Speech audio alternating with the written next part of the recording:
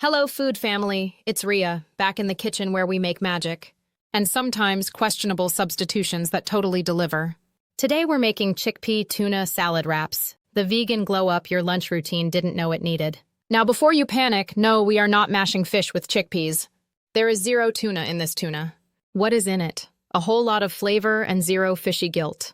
We start with canned chickpeas. Drain and rinse them, add a big spoonful of mustard, tang, hello, some zesty lemon juice, for the drama, chopped pickles, obviously, and a little vegan mayo if you're feeling creamy. Mix it all up into this glorious, chunky, tangy goodness that somehow, don't ask me how, tastes like the beach, but in a good way. Now grab your favorite wrap, whole wheat, spinach, gluten-free, your call. Load it up with that chickpea magic, then throw on some crunchy lettuce, maybe a slice of tomato, and wrap it tighter than your weekend plans.